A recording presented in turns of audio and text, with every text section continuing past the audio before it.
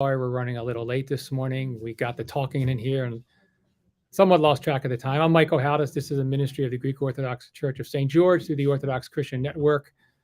We're back after a one-week hiatus where I had to travel, and we're going to continue our discussion today about the really the theology of the faith, the theology of personhood. But we're gonna delve right in. I'm going to start with a couple real brief quote and then a question.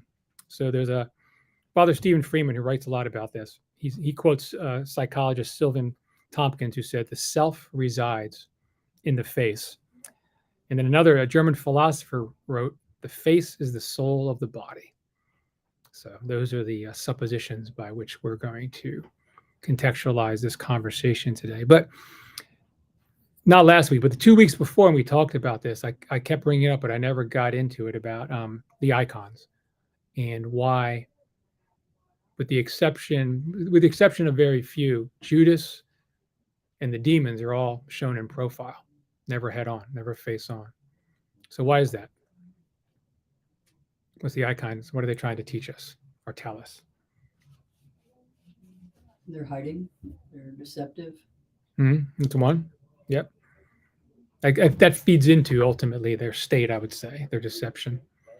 When we look at icons, right, and we can say it here, often you can look at the icon and you feel like the eyes of the saint or Christ or the body are looking at you. So here, so you're purposely kind of having them look away. I'm sure there's a symbolism behind that, but right, you don't want a demon and an icon looking at you. Right? No, that's what you're saying. Yeah. So don't make connection with them. Yeah. Yeah, it's interesting. I just I reread anybody read the children's books by C.S. Lewis, The Chronicles of Narnia? Oh yeah. Yeah, I just reread them. I wanted something deep but light and refreshing. I didn't want any high theology, and he made his the equivalent of his devil, like Aslan's the equivalent or reminiscent of Christ, have a bird-like quality where he could only look at you sideways. He couldn't look at you straight on. So there's yeah.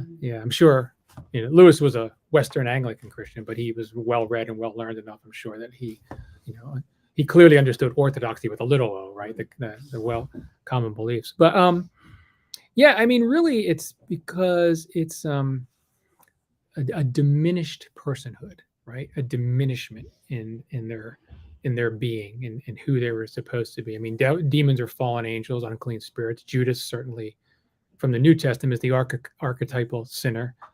Judas obviously could have. I think, did we talk last week or the week before about saints and why we celebrate why we celebrate their on the day of their death? Did we talk about that? Did I talk? I couldn't remember. Okay. Yeah, Judas could have enjoyed that same thing, right? He could have, even though he betrayed Christ, he could have gone back and repented, and he could have enjoyed the full, movement towards sainthood. As hard as that is to think, right? Somebody that did that, but he didn't. So he had a he took his own life. He allowed himself to be, per the talk the other night, to be consumed, to be devoured. So he essentially diminished his personhood. Can I ask a question that I guess, shouldn't really be asking in an Orthodox venue?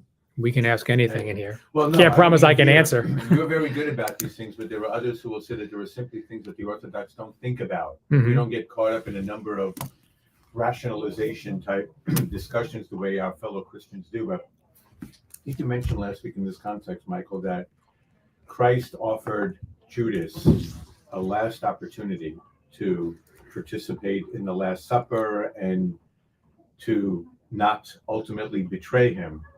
But wouldn't one come back and say Christ knew that he was going to be betrayed by Judas, so why would he offer him one last opportunity to not betray him if that was Christ's pathway forward? Yeah, I think a couple of things. Let me comment about the general. You know what I'm saying? Yeah, I do. Sometimes we say, like the Orthodox, we don't get involved in things like this, but it's just, you just triggered that in my mind, and I'm thinking, is that an Orthodox question to ask? Yeah, sure. I think what the okay, so let me give you an opinion and take it for what it's worth, and then I'll get into what I think I know. Is my opinion is sometimes as Orthodox we go too far and not using rationalization and using our intellect as if it's a bad thing. It's just, no, it's not a bad thing at all.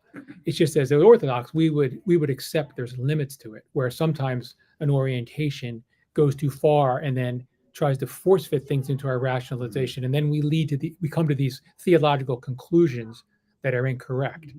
Yeah. I think we can safely say this. So the short answer is, who knows, right? But we can safely say this: despite God's foreknowledge of things, right? We know that we always have free will. So it's not like the foreknowledge means we're predestined to behave that way, right? Knowing it's that we still have a choice and chance. So clearly, despite any type of omnipotent perspective, Jesus was reaching out to Judas because there was a hope and a chance of Judas repenting. We can safely say that. Beyond that, Michael doesn't know, and I don't know. And I've actually studied this a little bit. So there was a time in my life where a young person, I came at things very rationally. If I wanted to understand, because that's where the knowledge was. If you understood exactly rationally, so clearly there was an opportunity, but And it demonstrates that, it shows that he had that option. Yeah. It reminds us that there is free will. And one can even argue that Christ showed mercy until the very end, giving him that opportunity to do the right thing and not the wrong or sinful thing. that's the teaching of the church, the commentary of, and I wish I could remember specifically, the commentary of Holy Fathers. I hate throwing out Holy Fathers generically because that's such a cop-out sometimes. Probably Chrysostom. Yeah. Didn't he cover pretty much everything? Yeah, you can pretty safely say, but he also has a different, like Saint Gregory the theologian will have a different perspective sometimes, and they're both equally valid. But I can say this: if you look in the Orthodox Study Bible, some of the notes, for example, it'll talk about things like this. Jesus was reaching out to the end, but both Luke and John talk about how Satan entered Jesus at that moment, and that really is teaching us that at that moment Judas had gone fully over to Satan's will. And that's why suicide, because Satan wants destruction, wants to devour us, wants to consume us. That's why suicide was the logical outcome to that, even though he could have repented, and he could have still been a saint in the end, potentially. You raised something interesting about rationality, Mhm. and that is, I've heard criticisms of the way Islam is thought of today, as opposed to back when they took in Aristotelian philosophy, back in the Sassanid Empire, and the differences are that, at least among a lot of Islamic thought, they don't think God is rational. You cannot rationalize God. You cannot predict what he's going to be like. And on the other hand, in Christianity, we have a loving God, a good God, and we expect that God is rational in the sense that he's going to do good things for us. Yeah, and so I won't speak too much about Islam, because even though I've studied it a little bit, I don't live it, so I don't know. When I used to have lunch with this Muslim friend of mine, and we would have theological discussions, not debates, but it was clear that his orientation, I can speak safely on this because I sat across the table from him, his orientation was more of a God removed, that wasn't necessarily not loving, but you had to follow these principles to be favored by God, right? Whereas we, if nothing else, well, not if nothing else, but we have the personal example of Christ. God, in Christ, we see God's nature in a way we can understand it. So we see the love of Christ in all his words and actions. And so our orientation to God is of a very personal nature, hopefully for good, but some people react to that very negatively. Is that where Islam has much more in common with Judaism then, in terms of the conception of the relationship with God? Somewhat, because that gets a little complicated too, and I'll explain to the best of my knowledge why. Our experience of Judaism, most of us that have, and I grew up in the Jewish community, so I can say this to some degree. Our experience of Judaism is a flavor of Judaism that was about that was post-Christian influenced. Right. So I'll give you an example. There's a lot of well-meaning Christians that go to a Seder thinking that they're experiencing ancient Judaism. Well, they're experiencing Judaism for like 400 or 500 AD. So in terms of understanding of God in the Old Testament, there was easily an understanding of God as a father and son, like big Yahweh and little Yahweh is how Father Stephen DeYoung will put it. But even in the language of Elohim or Ishad, there was an understanding of a plurality of God's being. In kind of a backlash against Trinitarian thinking, that all got stripped out, so that somebody talking today may see, God as one, and see that's more equivalent to like how the Muslims understand God, Allah, but it's not exactly. Remember, everything we think came out of the Old Testament, of First and Second. So there was always a plurality of God's being, and we at least that was understood, and it became our understanding to the best we can get there. With theophany, we understood Trinitarian nature of God, and that's where we are today. We can't explain it logically, but we know the communal, personal nature of God, and that's why the face and personhood versus individual, all this stuff, we understand that anything that diminishes the personal nature of God or each other, or diminishes personhood, is, even if it appears good on the surface, is demonic and satanic by nature, because it moves away from the truth of who God is. So is that helpful, or did I get a little too, did I answer that a little too convoluted?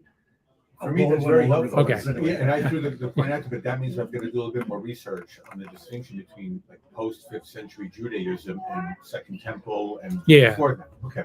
Yeah, because it's like anything else. You can't, I'm hesitant to speak a little bit about, Judaism and Islam, because my personal experiences are like a molecule on the surface of their tradition, right? Because until you live something and you live it day in and day out, you really don't know.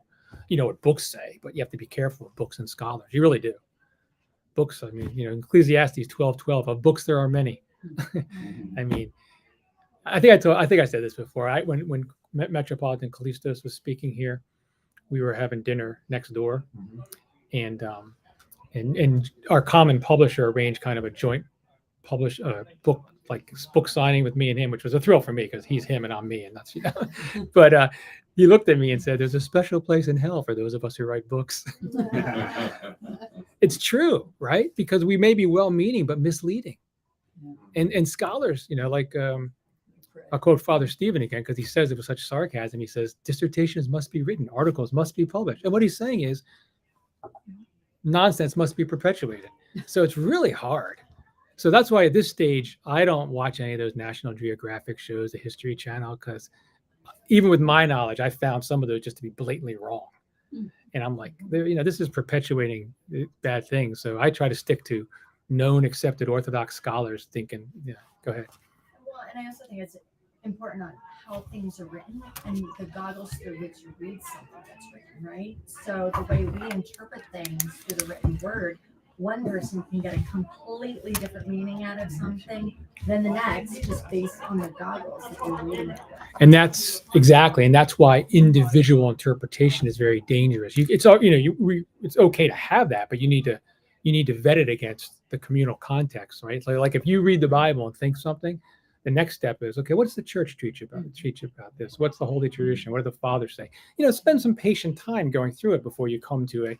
That's why in our faith, we want people to bake a little bit before they start teaching, or have safe. Because like for me, I can, just like you can. Any of us can self-publish. Any of us can. I don't do it because I want to go through an existing body, someone to police me to say, okay, Michael, you're out in left field, because I don't want to. And even the quotes of the day, even though that started on a lark, I have like 24 priests on that, and some very high up priests. They're going to tell me if I step out of line. So you need that. You need to be part of the community. You need those safeguards, because even our saints, we don't accept everything they say. Some of them got stuff wrong, right? But they're still saints because they're not perfect. So we have a very sober way we do things. That's why I'm not dismissing all other scholars, or certainly N.T. Wright comes to mind. I read his stuff. He's an Anglican bishop. I find his stuff to line up very nicely with what we think. So it's not like but I'm saying in terms of just with the overwhelming amount of information out there and just looking at stuff, it's good to find trusted, in-depth Orthodox scholars that have really done their homework, and there's plenty of them. There's one wonderful. of the nice things about the Orthodox study Bible is, sometimes it's either you read something and you're like, okay, that was 2,000 years ago, and I'm not quite getting this, right? Mhm. I don't understand the context, and they'll provide something to help you out, or to provide what the teaching is, because again, you as you were saying, you got that filter, and it's like, oh, okay, I never really thought of it that way, or oh, this helps me understand, right? I mean, that's what's really, all those notes over there on the pages on the bottom are like really, really helpful, especially if you're getting stuck. As my lens of looking at that is particular to me, and it's also 21st century Western culture. So that that provides a good guide to help you understand, and maybe prevent you from doing that, making the wrong turn kind of a thing. We have pretty good infrastructure between like OCN and Ancient Yeah. Faith and Archdiocese websites, Yeah. Greek or Antiochian, whatever. We have and there's plenty of stuff. So there's a lot out there where we don't have to find like rogue sources. We just have to be mindful. But it's okay. I mean, I know for myself, not having formal training per se, I was always, through the Holy Spirit, always surrounded by the right people at the right time and stuff, staying plugged into the community. Like what Father D said the other night, Father, everything for me began here at St. George and went outward. So there's like and actually, kind of bringing us back to the context of this is what's important for our formation as persons, right? So we don't end up symbolically in profile. Any other questions on that topic about? I was just going to mention, I mean, it's much more than even, the Orthodox faith. It's, people taking a fresh look at the Bible. Take, for example, the Jehovah's Witnesses, right? Mhm. Christ was not on a cross. He was on a tree, because in the Bible it says something about xilo, that he's on. And we even say that in some of the... Silo. Xilo, he's on wood. Oh, okay. I heard that word growing up. Like maybe I'm getting. When I heard that word, I was getting whacked next. Yeah, I heard it daily. So I'm a PTSD just hearing it. There's no such thing as the Holy Trinity. Yeah. Right? The Holy Elias Trinity is here, George. Yeah. Oh, Yeah. So. Hey, Elias. Yeah, because in Book of Acts, that's where you get that language. Christ was hung on the tree. So you get and so people take that different ways. So without tradition. Yeah. But so getting back to the icons and the face, there's a reason that they're done the way they do, and we all have that experience when we're staring at the icon, right? They're done in a way, otherworldliness or whatever. Have you ever had the experience though of have you really had the experience of the holiness of someone's face or the lack thereof? Oh yeah. The lack of. Oh yeah. Oh, I remember being on the metro once, and there was this guy. I looked at him. He looked bad, and actually, I took a look at him. He actually stamped on me. But, it was really weird. It was like. Do you notice that this is? I mean, I've always looked at priests' faces because regardless of whatever sins they may have, we all have them. They're serving at that altar week in and week out. The holiness of that altar. Have you? I've noticed this, and I bet you have too. Look at their faces sometimes. There's a light on their face. There's something there. Do you know what I'm talking about? Do you agree or no? You challenge it if you don't. Well, I say that about saints too. Right. They radiate. But I look at our priests here, and I look at friends of mine that are priests, and I just there's something there. There's something to it, and I think I see it. But I'm throwing that out there to see if you guys agree or you think Michael's going off on La La Land. Maybe it's harder for you because you're married. Yeah. We have a Presbyterian. She's like, there's no light in his face. But if I might, Michael, I would say I think there is a depends quality to the answer here, because Sure. I think it may also be a number of the kinds of priests that we encounter here in the United States that have this quote unquote lightness to them, or sort of a sense of maybe greater holiness because of their complete immersion in the faith. But there are a number of priests that I've met, especially, I hate to say this, in Greece, that just have a very dour aspect to their interaction with other people. And look, let's face it, there are some priests who are in the priesthood because it's a better job than they would have gotten elsewhere. Sure. So I think the way I would just qualify it is the priests that genuinely love this vocation, like it's not a job, it's a vocation, it's a calling. Mhm. Yeah, those people I've seen that Yeah. looking. And others who, again, we're not judging, right? But for whatever reason, may not be fully immersed in the calling. There's a less Less of a light.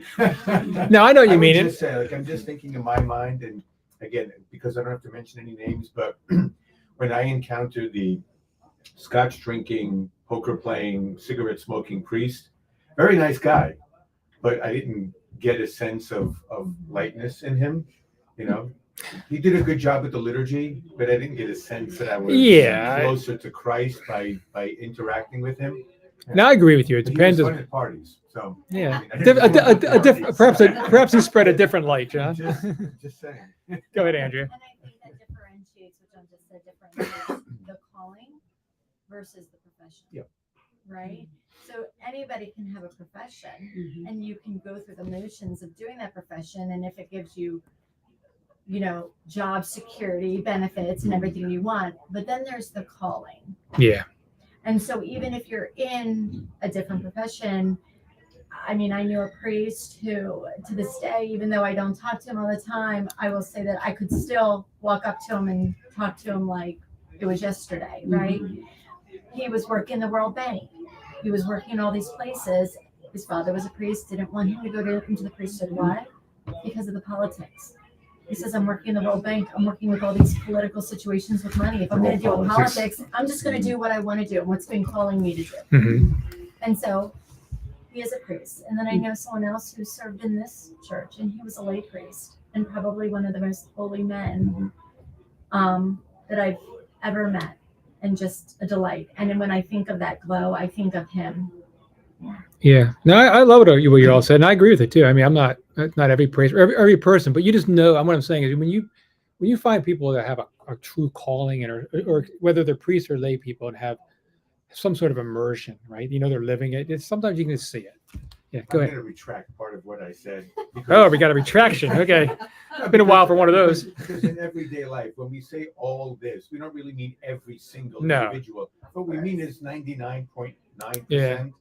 And in that respect, I'd say yes. So I retract. Okay. Duly noted for the log. So About 100. let me ask another question, and this is well, let me say, this is kind of bad, but I'll say it. So I have a guilty pleasure where I like looking sometimes, not every day, but sometimes I like looking at that IMDb database and see whose birthday it is. The movie database, yeah, once in a while. But I started noticing men and women, these faces, it just stood out as kind of like nasty. And you know what they were? When I started looking at their bio, they were all adult stars. Now, why the movie database would be featuring them as mainstream stars, I don't know. But you could, and I started noticing, you could tell the difference. And Adults. like pornographic. Oh. It would, like, you'd read their bio and they'd say, "Oh, adult film star so and so," but you could see it on their face. If you looked at like 10 faces, you could see that face. It's something was different about that face. And the reason I bring that up, and then I've been hearing I'm not going to say what they are because it's too disgusting and it's not appropriate. But I've been listening to stories of people I know between their 20s and 40s telling me what's going on out there in the dating world and people's married lives. It's horrific. It makes Sodom and Gomorrah look tame. It's horrific. And I've met some people that I know some of them are horrific, and you can see it on them. It's like if someone's smoking 3 cartons of cigarettes a day, the skin elasticity is going to break down. Things are, you can see things on their face. And it's probably appropriate to bring up in the sense we have St. Mary of Egypt next week. And now, the other night I was talking about the juxtapositions, but still see the church in its compassion and beauty puts someone that acted like I'm describing, but became a saint. And we celebrate her right before the holiest time of year. So that's talk about the loving personal nature of God. No one's ever truly lost. But these behaviors, I think, and maybe it's just me being, because I don't know. But I think when I've known some people, I know what they're doing. Maybe it's because I'm predisposed, but I can see it on their face. It feels that way. We diminish ourselves. Our behavior start turning us into profile. Right? It's recoverable. But anyway, I just had that observation. So quick Yeah. reaction to that. Just having a conversation with some people a couple of days ago. This is a very famous musician. I'm kind of out of the music scene today, but Cardi B or something like that. I know the Who's a name. Former dancer on stage and whatnot, and just became a famous rapper. And she is now renouncing that whole lifestyle and declared herself a daughter of Christ. And she's going through a sort of a public transition away from a more lascivious, sinful life, like a Saint Mary type life. It'll be interesting to see what the pop culture universe does with her, because she was glorified as this, naked or half naked dancer and singer and whatnot. And now she's renouncing all of that publicly in pursuit of Christ. Cardi B. I've heard of Cardi B, and I think, yeah, but it'll be interesting. Is it real? Do we know if it's real, or we don't know? I guess it's like in the last week or so. It's all relatively. No, it's real. Okay. She's doing this publicly. Like, she's been doing things, and now she says that was all wrong and it was sinful, and I'm leaving it all be. I mean, you can't erase the photographic memory. Yeah, but she says she's adopting a Christian lifestyle and moving away from all of that. God bless her. Yeah. But it'll be interesting in American culture today. Do we celebrate somebody who does something like that? Right? That'll be the interesting. We tend to celebrate briefly and then tear down again. Yeah, look her up and you'll see. I know. Allie will know. I just wanted to Exactly. say, we talked about priests and the globe, but I met a Russian who was a refugee, and he used to be very close to Patriarch Kirill in the Moscow Patriarchate. Mm-hmm. And if you know about Patriarch Kirill, he's been blessing, the war against Ukrainians, and there's all these Orthodox people getting smashed up by all this stuff. And he said, along the way, something happened to him that, he thinks that he just lost, his the love of Christ, but he's. It can. I mean, look at Solomon in the Bible, right? But yet why? Do you know why we? Because Solomon's story, right? He asked for wisdom, everything was great. Then he just became like built temples to other gods, had 1,000 concubines or something. I mean, he went off the deep end. Do you know why we consider him a saint? Last minute conversion.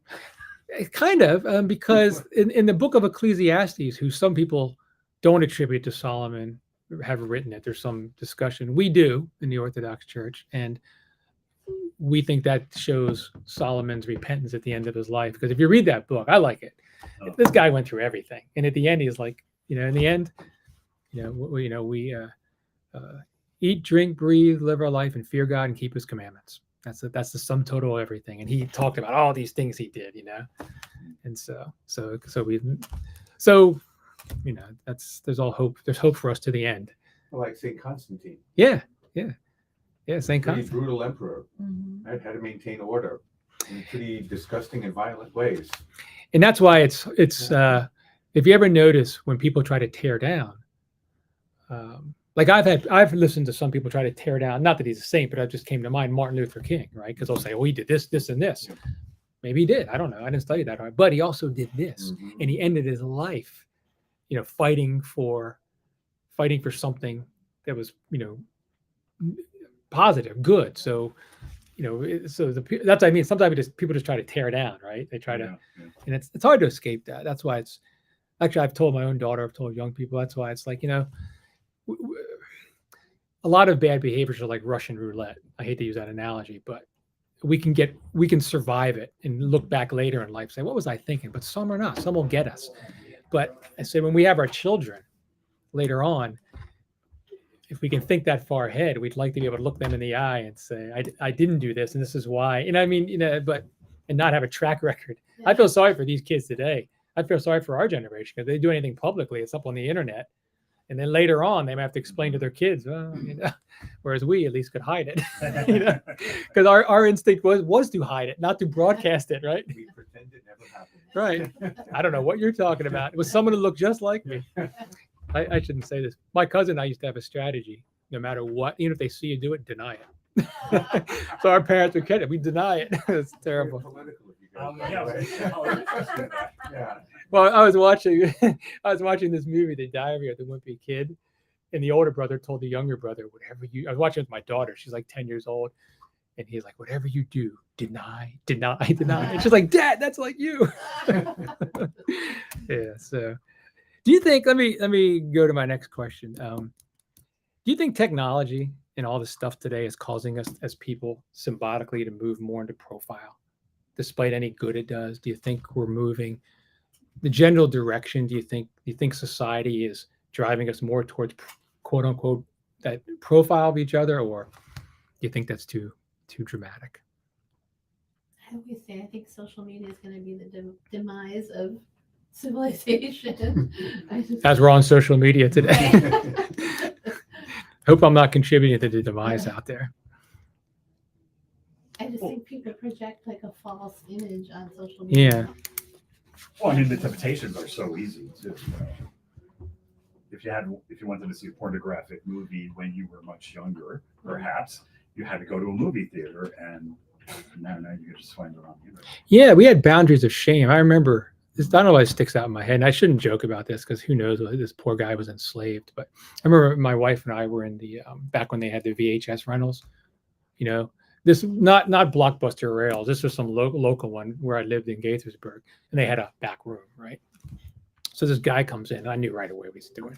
He's inching his way back there, but that was his goal, to get back into the into that. But you could see, he still was he still felt there was a boundary, right? Because that's what healthy shame is. Healthy shame, we know boundaries. In our quest today, where there's no boundaries, as you say, Nick, and that boundaries are labeled as bad, we're creating a shame culture, right? Even though we're trying to say shame doesn't exist, or it's like, yeah, there's no shame, right? Look, we have all these pride days for everything, pride for this, pride for that, right? There's a difference between love, acceptance, and all that kind of thing versus a flaunting of things in life, right? A flaunting of, and I'm not just picking on one demographic group. There's a flaunting of sexuality across the board of all types, as if there's no boundaries. There's a flaunting of behaviors. John and I were talking about identity. It's almost like creating a false identity is a good thing. You create a brand. I mean, it's all these things that social media, there seems to be a flaunting, and some of them seem fairly benign, but if you start thinking and looking deep, you start thinking maybe there's a demonic energy behind these. It's not so good. I mean, the sexual stuff we're talking about, it's easy to identify as negative and bad for you, but I don't know. What do you think? Do you think it's ultimately, so you think, and I kind of agree with you. I think it's, we're out on social media today, and a lot of us are doing that because that's where people are. And in order to, carry the message of the gospel, we got to meet people where they are. Because if we abandon the social media platforms, maybe, I don't know. I thought about that quite a bit as I struggle with it. Are we doing a good thing by being out there, or? I think it can be. It's good, but I think on the whole.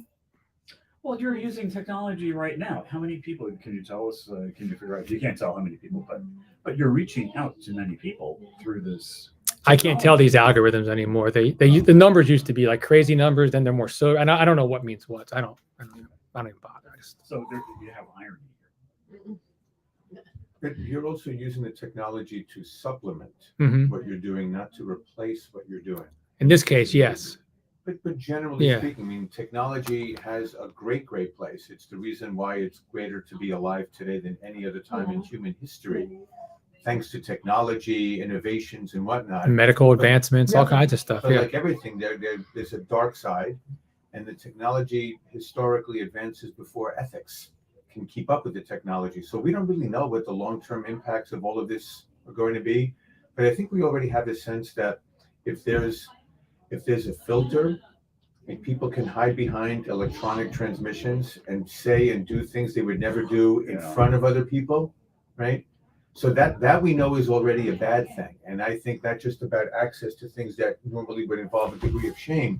But even the way people talk about other people and try to shame them and bully them and whatnot, in ways that for the most part we would never do if that human being was in front of us. Yeah, face to face. That's the thing. And so this kind of goes back to your theme of the last couple of weeks. What is it about the face? What is it about how we relate to one another when we have to look into each other's eyes?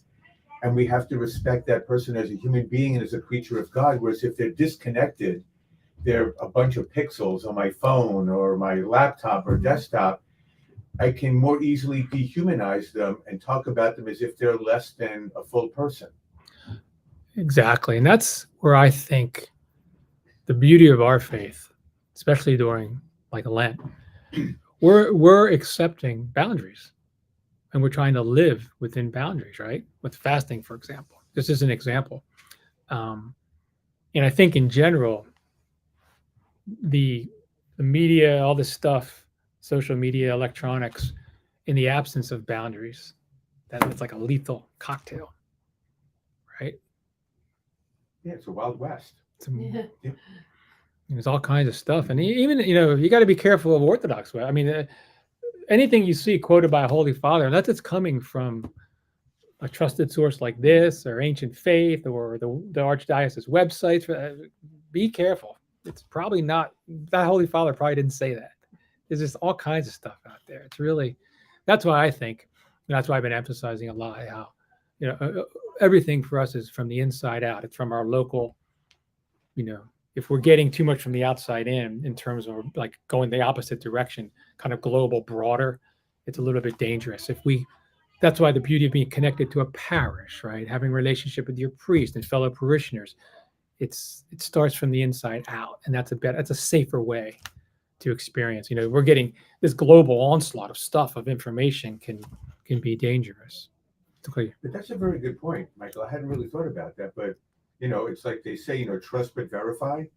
Like just the way there's fake news, and now we're going to be dealt with fake videos. Yeah. You see what AI does to videos. And the deep fakes, yeah. Right. So I never thought about fake orthodoxy.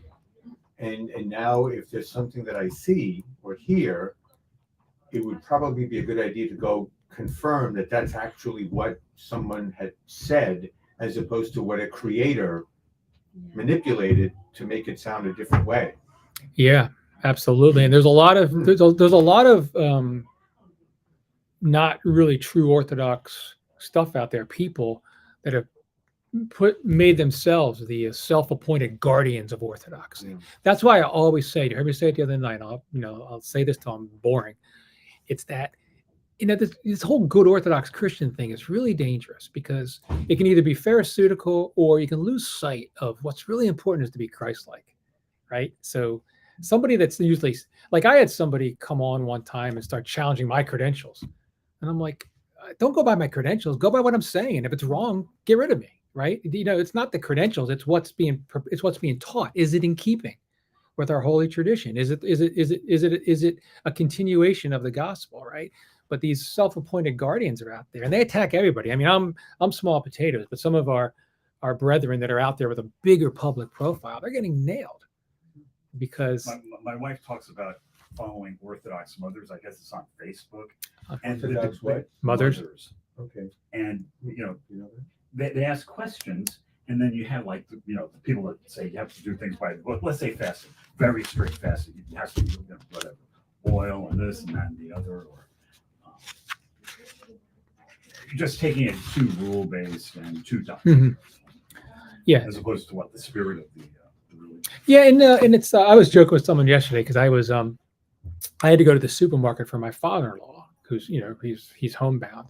So I go to the Giant, and there's a Giant near my house, and I'm like, this is like going to different Orthodox churches. You think liturgy, you go to another church and they're doing it different, and the aisles are different. So where that gets to is that's why it's so important to be grounded in your local parish, because and most I hear the great ones out there when someone will call into their live call-in shows with a question. A lot of times they'll say, well, consult with your local priest, consult with your parish priest, because there are little differences that don't matter, right? And and people are taking these differences with little t tradition and blowing them up and misleading people. Fasting's a perfect one. You talk to 10 different Orthodox people, you're going to get 10 different versions of how you fast. And the point being is, should we really be focusing on the exactitude of fasting as much as what it's trying to do to us, right? And everybody's different, and everybody's at a different place. And here's the other thing that gets now really get maddening here. God calls everybody to a different place at a different time for a different purpose. So it's not even worth it sometimes comparison. Oh, this guy's spiritually elevated. Well, this guy's not. Maybe they're doing exactly what they're called to do, right? Within the bounds of what God's story is for them. Maybe God appoints someone to reach out and reach 5 people. He may appoint someone to reach 5,000. It's kind of, that's why there's a lot of at the end. I love this scene at the end of the end of the Gospel of John, and it was actually George just left, but in the Chronicles of Narnia, the Aslan character always said, "Pay attention to your own story." Remember Peter at the end of the, so what about this guy over there, John? And Jesus is like, "You follow me," and they had different outcomes in their lives. So yeah, so that's why I said it's really good to be grounded locally in community, just like we're doing in this room, and it gives us the anchoring in the you said it on the phone the other day that we're communing with each other. Mm-hmm. It's important to stay anchored in a community, and that way you can be less susceptible to the deceptions out there that again, to use the symbolism what we're talking about, start moving us in profile. So yeah, I mean that's why I won't do anything except through a governing body, some sort of body, because I'm terrified that I'm gonna not terrified is too strong, but I don't want to mislead people. That's the effects of misleading people are grievous sometimes, and that's why Paul said, or James, few of you should presume to be teachers. Although I my identity myself is more of a facilitator, but so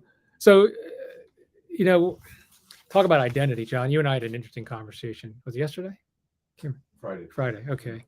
I think when you look at the icons, right? The identity of Christ staring back at you. I mean, you have a clear sense of the identity of the saint, right? I think today, my supposition today in this quote unquote age of authenticity. Have you guys heard that term? Age of authenticity at all? I think so. Yeah, actually, well, you might, if you listen to Orthodox teachers and writers, it may come up because a lot of us have jumped in on this. There's a Canadian philosopher named Charles Taylor who coined this term, or I don't know if he coined it, but he certainly it's popular. He wrote this 900-page tome. It's really hard to get through, but another author, James K. Smith, who is actually a member of the Trinity Forum, he interpreted Charles Taylor's book. But essentially, what he was saying in this age of authenticity, it's such an age to be authentic, of expressive individualism, but divorced from community, right? And that we've gone from an atmosphere where it's impossible to not believe in God, and there are social consequences for not believing in God, to God just being an option, supermarket of beliefs. Believe in God, not believe, it's all okay, right? And that this type of individualism and has actually gotten in the way or diminished real communion between people. Again, I'm being a little symbolic here, but I started relating all these things that take us away from face to face, diminish us. So that's what he's saying. So, if there's so much messaging, and it's not, I guess it's not all bad, but there's so much messaging. If you look at if you have young people in your life, you look at the messaging they're getting, it's always, be all you can be you. It's all such individualistic messages. It's almost never about, a communal aspect. John, Yeah, at the risk of over Grecifying this conversation, I think sometimes, valorizing the individual is a great thing in America, right? That's how we became this spectacular country, right? And spectacular society over the last 200 plus years. But as you've emphasized, we have to be careful how far we go with that focus on the individual at the, expense of community. There's a beautiful Greek word that I don't think translates very well into English. So I'll leave it to my fellow Greek speakers here. Because in Greek, as someone wants to emphasize individualism, they use the term atomistis, atomistic. You bring it down to just your singularity level, basically. Yeah. We don't use that phrase in English, but when I hear this, what you're talking about, and if I'm talking to my friends in Greece, including my hour-plus conversation with my new friend, one of the monks at Mount Athos, on Zoom on Friday night. John's becoming a monk. Just Oh, yeah. Those are satanic words. Be careful. Look at the glow on his face. It's fine. When we talk about atomiste, it's almost like narcissistic, like you're so completely consumed with your own individual tastes and activities and whatnot. Again, with that qualifier, at the expense of your community relationships. And that's where we border into the dangerous, as opposed to being an individual, taking care of yourself. Right. And as you and I have discussed many times, taking care of yourself so you can take care of the people around you. That's a good individualism, right? Like where I'm focused on my well-being because I have responsibility for others. And then there's the atomistic, almost the diabolic, right? Yeah. Now the phrase, the metaphor that you like about the divider who divides us from our fellow men and women in pursuit of our own egotism or atomism or whatever English language word we can. Yeah, English doesn't do a great job. Yeah, that's a great point. And- Atomistis, it's a great word. Adam. Yeah, Adam. atomistic. Well, you atomize, things. Yeah, that's what it comes Yeah, from. and we're not like be clear. Some of this is semantics. We're not demonizing being a healthy individual, right? But just to use English language, like the recently passed away Metropolitan John Zazoulis, he would use individual to talk about the consequences of when a person becomes too introverted. And I don't mean introverted, like I'm classically an introvert, believe it or not. But he's saying when you turn inward on yourself and you have such a self-focus, you become this individual that's a divorce. So that's what we mean. That's what we're talking about. Yeah, that's what we're That talking would be about. An atomistic Yeah. person. And- Separation. It's interesting about the Greek because one of the things, and I don't speak Greek very well at all, if I can even say I speak it. I know certain words I probably shouldn't use. But Matthew the Poor, a modern saint, and I love his work because he's so optimistic. He's really upbeat. But he says, everything, he sees God in everything. Maybe God is in everything, but anything negative, he'll point out the positive about God. So he says God came along at the time where, because of all the languages ever invented, he said Greek is the most precise language to get to the point of the truth. And he said, God chose that time to come as Christ because it was the intersection of culture where everything was being produced in Greek. And again, I'm Greek, full and fair disclosure, so maybe this sounds self-serving, but I have found, because I don't speak the language, I have found when someone, and in my own research, studying the Greek, I always find the deep meaning of something that doesn't translate well into English at all. And the problem is there's so much that translates very poorly into English that you can be very well-meaning and read and think you understand. And even people perpetuate a certain understanding. I mean, there's a lot of stuff like that. That just, I was listening to Father Stephen DeYoung lately. He loves bringing this stuff up because he said he admits it too. He likes to destroy people's Sunday school experiences. So can I tell you where I've done that with my sons? Yes, please. Because when we would talk about prayers, pardon me, I must have a frog in my throat. I don't know why I'm sounding this way. Hopefully I'm not catching anything. They asked, Dad, in the Lord's Prayer, what's with give us this day our daily Oh, bread? yeah. And that's the classic, because when you translate it from the Greek, it's super essential bread. Like it's spiritual. Divine, God-given sustenance. But we translate it so poorly. We've done this lousy job of give us this day our daily bread, when you can't. I think it's the only use of the word epiousion anywhere. Yeah, and So it was created by the fathers or whoever the bishops were that gathered at the synod that gave us that translation, or wouldn't it be a translation? I don't know who gave it to us. Well, whoever wrote the account. Well, it's Christ. Yeah. The Lord's Prayer, but no one has ever found a right way to translate epiousion into English. So we're stuck with daily bread, when a more literal translation would be super essential. But I guess somebody determined a while ago that would be a really awkward word to use in English. Give us this day our super essential bread. Yeah, exactly. There's a lot of if you translated some things, like another one that's translated pretty badly in English is things about the beginning or the word like until. In other words, if you in the beginning was the word, and the word, I forget how you would directly translate that in English. Somebody will listen to this and correct me. I hope so. But essentially, that's not saying there's a finite point in time, the beginning. It was really trying to. It was always an eternal truth, right? Yeah. Or Mary didn't know Joseph until her firstborn or something like that. People would translate that. See, she wasn't a virgin. I mean, it's just English is a. Yeah, well, look at the word love. It's like in the Bible, love, but it's because we only have one word. We tend to look at love as that kind of sappy, romantic, nonsensical, like that ephemeral love. That's not what that means at all. Where, the real love most of the time is doing what you don't feel like doing. That's emotionally, but you do it because it's the loving thing to do, right? I'm gonna look up in the beginning though, because now you've Yeah, find out. I find out. I just Yeah, Genesis, right? Just go look up. in look the Genesis or beginning. look up Gospel of John. That's, but I know we're right at time. So Okay. oh hey Hey, Father, you need us? You need somebody? No, I was Okay. just saying hello. Hello. We're Our getting pros, very deep here, Father. our pros Domino's just walked in. What a blessing. Hold on. Yeah. Oh, okay. fantastic. Okay, good. So we did some urgent PC business. We have officers in this room, so, including our president. Okay. Well, I mean, we're kind of right at time, so we're a little bit past. Sorry for it. So let's stop there. So we'll have one more next week, Okay. and then we have Palm Sunday, right? And then Pascha, Mhm. and then we'll close out the rest of the year. I usually go up through Mother's Day. Or I don't try to compete with Mother's Day.